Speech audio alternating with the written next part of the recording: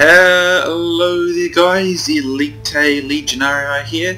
Welcome to Arsuf. This is Medieval 2 Total War Field Battles. It's been about a month since I actually did a field battle for Medieval 2, so I thought to myself it was high time I uploaded one. And this was a really good one. It had some very mixed sort of tactics going on. Sort of very aggressive and fast-paced on one flank and more sort of slow and sedate on the other, so you get kind of a bit of a mixture of various things happening on this battlefield, so it was really good that way. Anyway, I'm in command of the Byzantine Empire in this match. My army consists of 2 units of peasants, 3 units of Byzantine Guard archers, I believe it was 5 units of dismounted Landsknekt, and I believe it was 2 units of dismounted Byzantine lancers, 3 Aelan light cav, 1 general's bodyguard, and 2 Vateritai and 2 Ladikon cav. So the cav rules were 8-3. These are the new cav rules I tend to use. I'd like it more than 5-2 and 6-2 simply because it is better. In my opinion, it actually balances the game better. Any more than 8 cav and it becomes unbalanced because cavalry is really the most powerful thing in Medieval 2 Total War.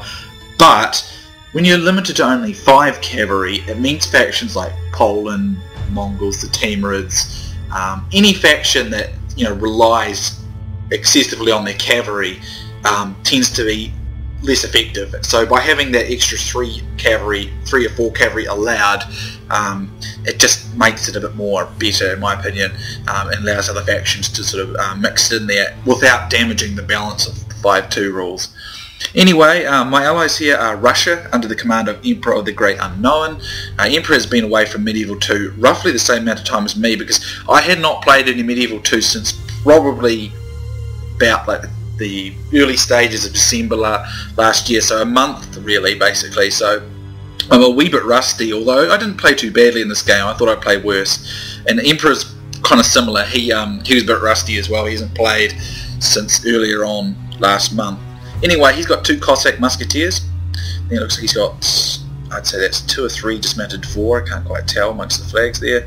Then he's got 4 British axemen, 2 woodsmen, 3 woodsmen, 2 on one that flank and 2 on the other. Then he's got, let's see, 3 dvor cavalry, and then looks like he's got 1 general's bodyguard and only 2 SARS. Oh no, hold on, wait a minute, there you go, there's the other 2 SARS guard down here. Let me just pause, and of course, it's never Medieval 2 without the SwedishLandsknekt, so Swedes is here with Portugal. His army consists of a general's bodyguard, 2 knights of Santiago, 2 conquistadors, a mounted crossbowman, and 2 Portuguese knights. So that's his cavalry contingent. Then he's got, let's see, 2 puppies crossbowmen, 2 musketeers. He's got 1, 2, 3, 4 units of dismounted conquistadors, and he's got 1 Portuguese knight and 3 swordsman militia. Our opponents are the Rampage the Great-Spain. He commands, obviously Spain, I don't know why I said that. He's got 1 musketeer, then he's got 4 units of tercio pikes, 3 units of crossbowmen, Puppies crossbowmen of course. So he's got 6 units of dismounted conquistadors, 1 mounted crossbowman, let's see, 2 conquistador cav, 2 knights of Santiago, and 1 general's bodyguard. Now he's not brought the full contingent of cavalry, and when there's an 8 limit on cav, you really should bring as many as you can afford to bring. You should fill up the full 8 because cavalry is usually the deciding force in almost every game field battle in Medieval 2. Not always, but pretty much like 80 to 95% of the time, your cavalry's going to be what's deciding. Anyway, in the middle here we have TWR clansman Konie. I'm assuming that's a clan, so not that I've seen it before. 3 units of peasants. He's playing as the Moors. He's got 3 units of peasants up front, peasant crossbowmen rather. Then he's got, let's see, he's got 1, 2, 3, 4 urban militia and 4 Christian guard. 5 Christian guard. That's a pretty typical infantry lineup for the Moors. He's got 1 Arab cav there. And he's got, let's see, I think he's got 2 camel gunners. Then he's got, say that's 4 units of Christian Guard and a General's Bodyguard. And then over here we have Poland under the command of Devalian 10. His army consists of 2 arquebusiers, and he's got 6 dismounted Polish knights, 4 spearmen, and then he's got 2 hussars, 4 Polish knights, 1 Polish guard, and a general's bodyguard. So in this battle, I wanted to look to be pretty aggressive. I wanted to move quickly, but I have to be careful here because I've got slightly less cavalry in terms of melee fighting. I've got 2 horse archers, remember, so I don't actually have as much pure melee as the Polish player here. Plus Polish cav is quite a bit superior to Byzantine cav, so I do have to be pretty careful, but I did want to get pretty aggressive in this fight because I wanted to sort of exert some control over the battlefield quite quickly, while I sort of got my eye in, because as I said, I've been away from Total War, well, not Total War, but I've been away from Medieval to Total War for about a month or 5 weeks or so I'm a little bit out of practice, and I wanted to just sort of try and get my kind of eye in there so I could you know, kind of catch it up again. Anyway, at the start here we see that Emperor the Great Unknown's pushing his Devor forward here, but I do believe they're undershot from these camel gunners, which has already done quite a bit of damage to them already.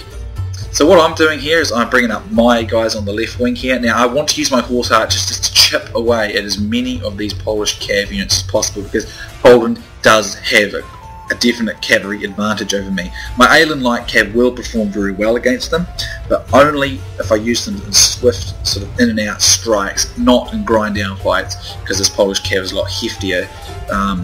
Plus he's got, as I said, 2 extra melee cav because I've chosen 2 horse archers, because I honestly was sort of expecting horse archers from him, but then I think about it, he's smart really not to take horse archers, because the Lithuanian horse archers are not as good as my Vardaritai, and he suspects that at Vardaritai he's going to lose a horse archer duel to them because mine are better. If we look down here, it looks like Emperor the Great Unknown is making some quick strikes. Missed those, but he's made some quick strikes up against this peasant crossbowman, which is a good move. And in all honesty, these guys, if we just look, I'm just pausing here, the Moors, the only person on this team that's got any good missile units is Spain. The Moors do not field good missile units, and Poland fields terrible missile units. Both are not good at this.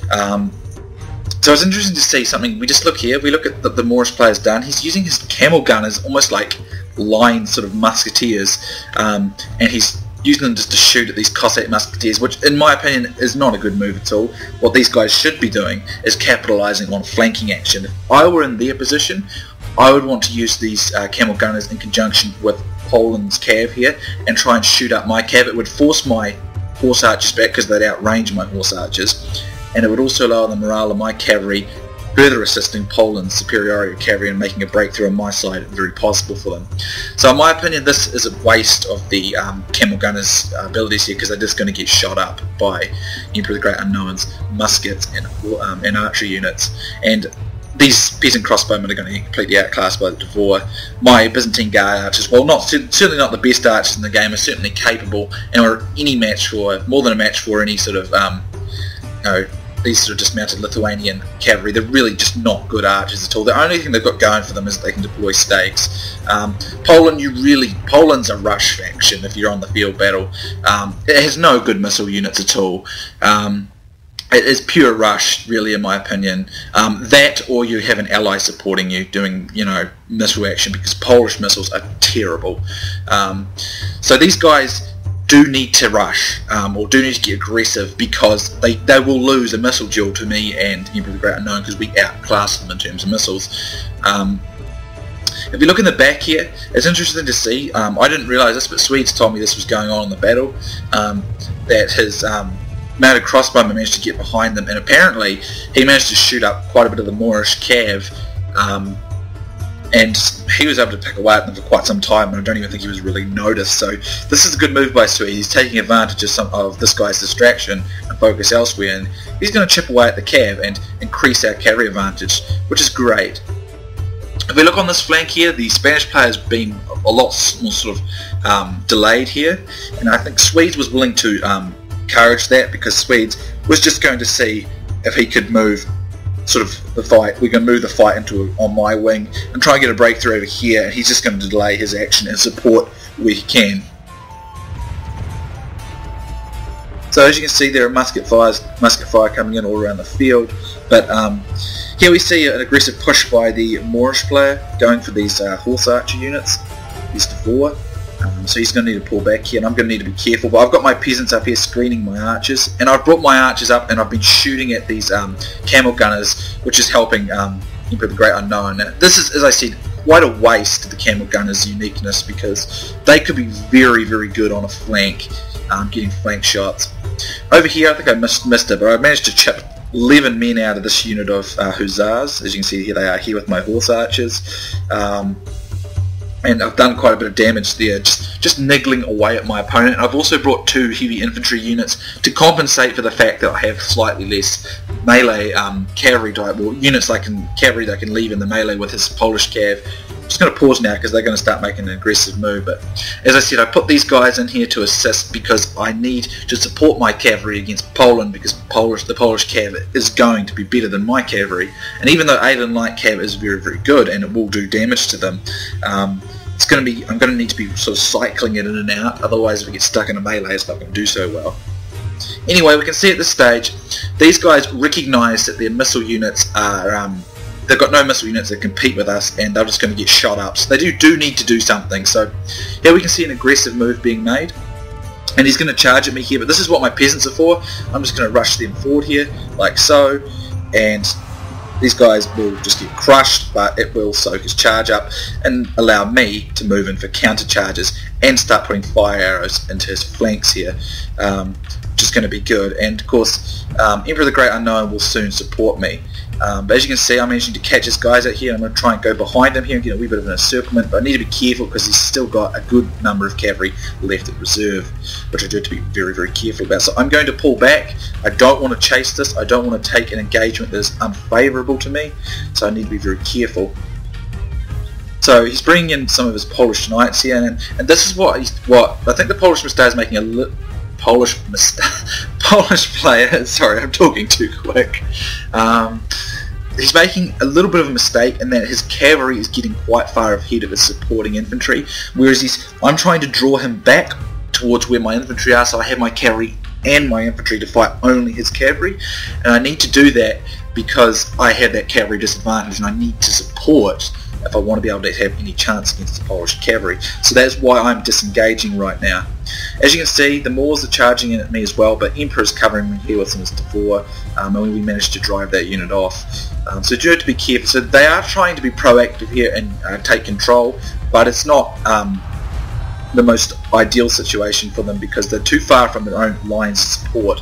So it's so easy for me to just throw infantry into this fight and help my cavalry. Whereas for them, their cavalry's quite far away. Although he did get a very good charge on one of my infantry here, which very nearly destroyed it, so that was a good move. But as you can see, we're sort of managing to sort of gang up on their units, and their cavalry's going forward ahead of any infantry support. And that's something you do have to be careful with. You know, you do want to have infantry support close by, or you just want to make a quick strike and pull out before you get too engaged. And they're managing to get pretty heavily engaged here on both myself and Emperor's forces. Swedes has also sent over a unit of conquistadors, which is helpful, get some good charges in and help, but these Devor actually got caught into melee here, which isn't ideal, and I do believe one of my horse archers unfortunately got caught in the melee too. Over here it's only down to 7, but I couldn't get it out. But at this stage, as you can see, I managed to drive off the Polish cav here, and I've done a pretty good amount of damage to it at the same time without critically taking too much damage to my own cavalry. So what we're going to try and do in this fight is we're just going to keep our missile advantage and drain their power of cavalry down. So they've tried making a cavalry strike and being aggressive, which is a good move, but they should have followed it up. They should have done one of either two things: make it a very quick rapid strike and not stay in a melee, or follow it up immediately with their infantry and try and take advantage of it while it was still active. And they sort of haven't done either of those things very well, and the result is they've lost a lot of cavalry, and we've lost cavalry too, but we can probably afford to lose it more because we can just retreat back onto the missile duel, which we can win, which is something we're going to try and do. So over here we can see that the one of these Christian guards got a little too far ahead, and myself and Emperor run it off the field. If we look down here, as you can see, looks like this unit of Moorish units routed into Swedes' muskets there, but Swedes is not having a very a very long a very active, fast battle. He's having a more sort of protracted missile duel here, which he can afford to do, providing that myself and Emperor the Great Unknown perform well enough. Here we can see an aggressive attack by the Moors' remaining cav right onto these Russian units, and this is actually a pretty good move because he's going to destroy his muskets, but he needs to quickly disengage before his guys get caught out, because this is a good move. It's done quite a bit of damage, although it routs one of his units here, and he's going to be able to push through with his own cavalry now, catch these guys in a big melee. What I'm going to do now is I'm going to put fire arrows in on the Moorish cav, hopefully reduce its morale enough, and I'm going to send a few infantry units to help Emperor the Great Unknown, because the Moorish infantry is a lot better than the Russian infantry, so it's going to be required that these cavalry of Emperor the Great Unknown do well, and he will need a bit of support. Now, I see that the Polish are going to make an all-out attack on me now, and I'm still at a slight cavalry disadvantage from them. So what I'm going to do is I'm going to do a similar tactic here. I'm going to collapse my flank backwards and reverse it back here to delay my fight with the Polish and send a few infantry units to support Emperor the Great Unknown in destroying the Moors, so that he can come and assist me on the cavalry fight, because I am at a disadvantage in the cavalry against Poland. I do need to be careful. I'm also trying to draw his cavalry out from his infantry once again, so I can take the fight with my infantry close to my cavalry, so I have that support, because otherwise I should lose a cavalry fight with Poland, because I just don't have the kind of cavalry power. I forgot to mention at the start, this battle was actually a late period battle. I forgot to set it onto an all-period battle. It's a late period battle, and for some reason someone mentioned it was the high period, and I thought it was the high period. And the Byzantines are pretty good in the high period. They're not weak in the late period, but they're not as good in the late period. So I thought this was a high period battle. Then I sort of noticed the units. I thought, oh, it's late period, and the guys didn't want to change it. So the Byzantines are not as strong in the late period as some of these other factions, especially in terms of cavalry against Poland. So this is why I had this kind of cautious approach to taking a cavalry fight with Poland. I tend to like my cavalry fights getting pretty aggressive with my cav, but I'm not going to do so if I know I'm at a disadvantage. Here we can see the Emperor of the Great Unknown has actually got round behind several of these units, is causing a rout, and I'm going to throw in my infantry units to help to give him an assistance here, and that should enable him to roll his flank up. As you can see, he's got some good routs going. Over on my flank, as you can see, I'm just collapsing back. I'm trying to hold out of this and deny this battle. I'm using my horse archers to kind of distract some of this Polish cavalry, keep it busy, while we just win through here, basically, is what we're going for. So I'm just going to hurl my infantry forward to assist him here, but the Emperor's got a pretty good rout going on here now. He got the cavalry advantage here. Even though it was a pretty good strike there by the Moorish player, it did get all of his musketeers, but then the musketeers worked as an absorption from the charge for the infantry, and the infantry got a few hits into the stationary cavalry. Then he countered with his own cav, that gave him an edge. Over here, as you can see, I'm just trying to continually distract the Polish here, and I'm just collapsing my flank back inwards and just waiting for this fight to be won. There's no need for me to take a fight over here unnecessarily. Now I see his cav's very close, so I'm going to charge it here, and I've got infantry nearby, and I'm going to quickly hurl these infantry into the fight, and then I'm going to slip the remainder of my Alien light cav and my horse archers around and try and get a quick rear charge in and get an encirclement going while I have the numerical numbers in the vicinity. Because he's got his infantry nearby, but I've got enough infantry to delay that while I can throw my other infantry into the fight. And this, as you can see, has now turned the cavalry battle into my favour against Poland here. And I managed to get his general as well, which is very, very useful indeed. And this is going to be good because it's going to rout the Polish cavalry around here quite a bit sooner. And I needed to take this cautious approach with Poland because I just don't have that kind of same cavalry power with the Byzantines in the late period against them. He's going to pull out of this though, and he's still going to have a few cav left, and we just noticed the Emperor of the Great Unknown has indeed just been able to destroy the remainder of the Moorish forces and kill their general as well. But at this stage I'm going to start pouring in fire arrows as well, which is going to reduce the Polish morale, enabling me to rid myself of them sooner. The Polish infantry is now engaged on me, but most of the Polish cavalry has been destroyed or run or taken out. Although most of my cavalry is also gone, all I need to do now is just hold him with my infantry and put my fire arrows into the flank and wait for some support from the Emperor of the Great Unknown, and I will have him beaten. So at this stage, as you can see, his infantry's starting to show signs of breaking up. I've got more infantry than him to work with at the moment, I think. Actually, it's pretty even in numbers, but with these missile units I can shoot his flank with fire arrows while he's turned to me, which will turn the fight to my favour. As you can see, these spearmen are starting to rout, and I've got the advantage here, and I've got still got some of my general's bodyguard which can run rear charges, and I've got my Alien Light Cab which can do the same sort of thing over here. And Emperor the Great Unknown is now actually free to come send cavalry to me, so I will definitely win this fight. And for the most part I should probably have been able to win it on my own anyway, but it's good to work it in as a team, which is something we did well in this particular battle. So it's nice close-ups here. Always good to get close-ups in Medieval 2, it always looks fantastic. Here we can see a nice charge coming in there from Emperor the Great Unknown with his Tsar's Guard, which is going to rout these Polish troops here, and my men will be able to take this particular battle. Now if we look down the other flank, I do apologise Swedes, it seems I've missed out your cavalry action. Actually, you know what I'll do is I'll edit it so that I manage to catch Swedes' fight. I don't want to miss any of the fight, so I will edit Swedes' part of the fight in after sort of the end stage of this battle, because I don't want to miss any of it. That's not fair to Swedes. So anyway, it would appear that Swedes has just had a cavalry fight and appears to have won it, I think, and I'm just finishing up my guys up here. So what I'll just do now is I'm just going to re-edit it so that we get Swedes' cavalry fight, and then we'll focus on his fight. So I think that's fair to Swedes then, so I'll be back in a moment, guys. Okay guys, I've edited back a little ways into the battle and we're on Swedes' side here, and it looks like the Spanish player is lining up his cavalry here, and this is going to be a Portugal-Spain cavalry mash, so this is going to be very close indeed because the cavalry is all more or less the same. So Swedes has decided to take a cavalry charge here, and he's got more momentum on his cavalry charge, and it looks, yep, Swedes is going to catch most of this cav with a much superior charge here all the way up the line, which is extremely good for Swedes, so it should enable him to take the cavalry battle. And over here he slipped straight through the gap and caught this mounted crossbowman, so he should kill that pretty quickly. If he does that, he should be able to get a rear charge onto the back of these units. He's also got his general's bodyguard free. Swedes also immediately start sending in infantry units to help win this fight very quickly, because he knows he's going to need it, because this is a very close, even though Swedes got a better charge, it's a very, very, very close, going to be very close, because the infantry is, sorry, the cavalry is all the sort of same cavalry, because they're the same, very similar factions.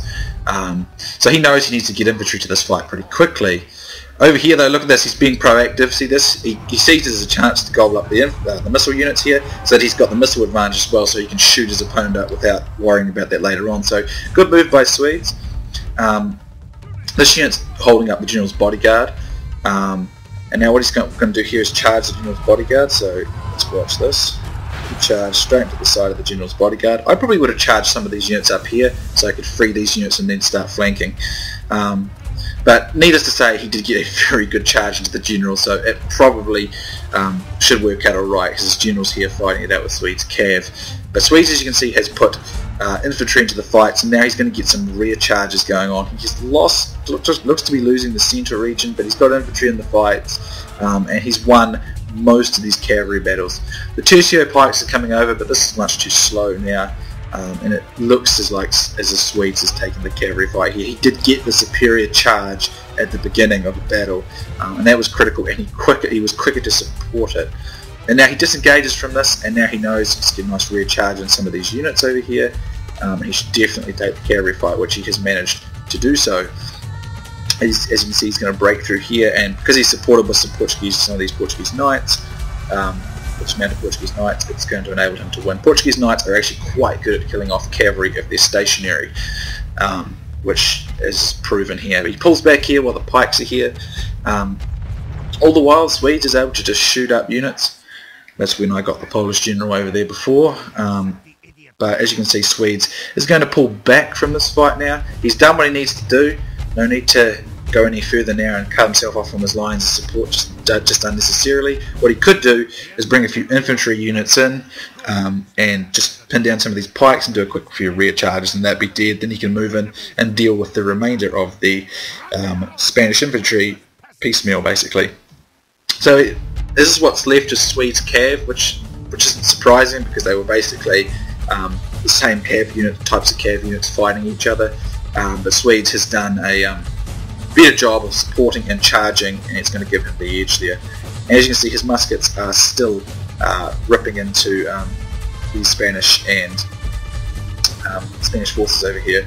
And if we look over the battlefield, of course, myself and Emperor the Great Unknown basically mopping up what's left of their forces, so we'll come and help Swedes soon anyway. So Swedes really doesn't need to rush anything at all. He can just take his time, shoot what he wants, and we'll be there in a moment to assist him anyway. And not that I do believe Swedes needs it. He's got the cavalry advantage, more or less. Yeah, he's definitely got the cavalry advantage now. Still got his mounted crossbowman in the back, taking shots, distracting his forces. And yeah, Swedes has definitely got the advantage here. He can easily just bring his infantry in, tie down the Spanish forces, and just use his cavalry to get recharges and various other bits and pieces. He's got no real cavalry power left. He's got a few little groups of cavalry that are pretty heavily depleted, but not enough to stop Swedes' cav. So Swedes can use that cav if he wants to just charge, but he's just going to take the more assured approach here, take his time, use his guns, get as many kills of them, drop them around he can, and just wait for me and Emperor the Great Unknown to come along and absolutely ensure a very, very fast victory. Even though he could, if he wanted to, just go for it. But he's just taking the more cautious approach, saving the numbers, and probably waiting for his opponent to react rashly or react too soon. And apparently I lost my general at this stage. That's right. Yeah, this has just gone beyond where I was recording before. So up here, me and Emperor just mopping up what is left of these forces. So that's basically Poland out of the picture. As you can see, I still have a fairly large, I've got like all my archers and several still very high number units of infantry. Sort of more than 30 plus men in the units. So over here we can see the mounted crossbowman making a strike. Now if I'd been Swedes, I'd be inclined to just make a quick cav strike against these conquistadors here if I were him. He's still got enough cav to do a pretty heavy charge here, and just charge a couple of these units here. He would do a pretty significant amount of damage there, and then he just throws his own conquistadors in. He'd have the advantage because his conquistadors would be at full strength, and these guys would probably lose at least half the men out of each unit from his cavalry charge, or thereabouts. As you can see, this mounted crossbowman routes. This mounted crossbowman is not going to do very well in a melee like that. But Swedes just intends to shoot at the moment, and that's what he does. But yeah, I probably would have made a quick cav charge against these conquistadors now. Thin them out, and then use my infantry to finish them off later on. But it really doesn't matter because Swedes just doesn't need to do any of that really. All he's got to do is just hold this fight up. So over here he's going to charge through, but it looks like he's going to snag on the front of those pikes there. But he's going to pour his infantry on. These pikes won't stand up to that at all. And now he's going to send his cavalry this way, and yeah, this is definitely where you just want to do some quick cav charges on this infantry. It would really be punishing for them. Then just counter charge with your own infantry, and that Spanish cav is going to collapse. Or you could just charge his infantry in and rear charge him. It really doesn't matter. It goes either way. Myself, as you can see, and Emperor the Great Unknown are rolling into the back lines there anyway. And Swedes is going to pour on his infantry here. And you can see some nice charges at each other here. Conquistador versus Conquistador, it's always a fun fight to watch, although some of these are swords of militia too. But Swedes, as you can see, is behind now, and he's going to outflank with a rear charge from the Portuguese Knights. It's going to be pretty devastating with the impact charge there, although they've sort of stopped. That sucks. I hate when they do that. They've stopped before they completed their charge. That's very, very annoying indeed. But yeah, I'm not so sure why Swedes isn't just charging the infantry now. That would be a show-in for his men there. I see that these guys are exposed, pikes are exposed here, so I think to myself, you know, why not? Let's just do a little charge. So here come Elita's Great Byzantines into the flank there, and that causes one of these guys to rout. And now Swedes coming into the back here. He's going to mop up the remainder of his cav, and I think he might have done a wee charge there, I'm not sure. And that's basically the Spanish player gone. He's really got very little, next to no real hope left, and Swedes is going to rear charge him here, although he didn't get a lot of impact. And then he managed to just shoot down the Spanish general, and he's basically got him outflanked all around the battlefield. And as you can see, the Spanish are routing. Over here, as you can see, Emperor and myself are going to start charging these missile units with their infantry and get rid of them.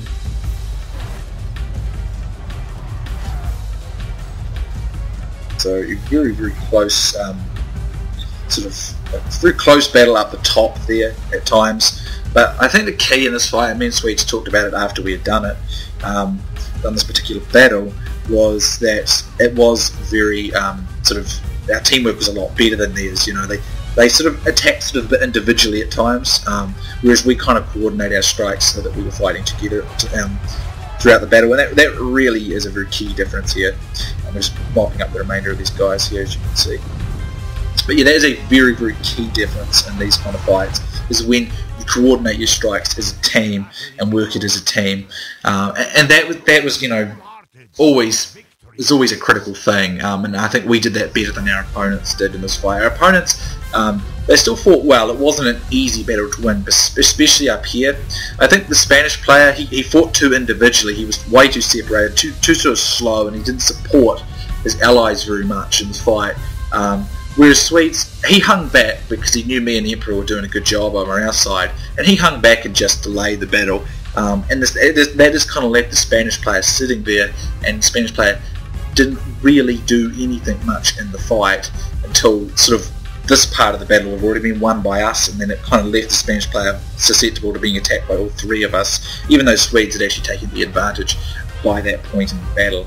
So it really was sort of more kind of one-sided in terms of the teamwork, but I think what it shows is the individual skill used by the other players. They did, especially by the Moors and the Polish team, they did push quite aggressively on us, and it wasn't easy to deal with it. We had to, you know, we did have to work pretty fast there. It certainly wasn't a piece of cake or anything like that. They definitely made that a challenge. But just the teamwork, it was okay. Initially it was there at the start between the Polish and the Moors, but then the attacks sort of disintegrated into two or three individual battles trying to fight us. Whereas, like for instance, when the Moors were attacking Emperor the Great Unknown, I decided to just sort of shift and fold my flank backwards and send a few infantry to go and assist the Emperor the Great Unknown, and that enabled me to support my ally, the Emperor, while Poland was busy running around trying to catch me. So sometimes you just do little things like that. And in Swedes' case, Spain was sort of taking the slow approach, so Swedes obliged him. Swedes didn't go off and do his own battle with them. He just hung back, waited for me and the Emperor to do our bit, and then he attacked. So sometimes, you know, you just need to read how the battle's sort of progressing, make sure it's what you're doing is helpful to your allies, be ready to help your allies, and if you see that your opponents are sort of not working as a team, take advantage of it and try and drag them further away from helping each other, because that is a very useful means to gain that sort of ability to get control over the battle. Anyway, here I don't have a lot of kills, 474. I got 243 captures, so that gives me a grand total of sort of 700 odd. Emperor the Great Unknown has nearly got 1,000, then additionally nearly 400 captures, so he's definitely done the most killing on our team. And Swedes was 778, and he's got another 156 on top of that. These guys, as you can see, these two actually did do fairly well. They did kill quite a bit of myself and Emperor's forces. There's no denying that, and I had to be very careful with that Polish cavalry because I was definitely outclassed by it, and I had less melee type cavalry, like sort of like charging lance armed, sword armed cavalry. I just had the Vada-Retai, which can be pretty decent in a melee, but certainly not against Polish cavalry like that. It is a horse archer after all, so I had to be careful how I took that sort of engagement. So, I mean, these two did do some pretty good aggressive manoeuvres. I think the camel gunners from the Moorish player wasted, though. If I had been in his position, I would have sent the camel gunners over to Poland, and Poland could have looked aggressive with his cav, pushed at my guys, and the camel gunners could have shot my cavalry, which would have lowered their morale, and then when that Polish cav came in, my cav would have routed pretty much right away, and then my flank would have been very vulnerable to just being overrun by the cavalry. But needless to say, I think, as I said, the teamwork was better between us than it was between the teammates.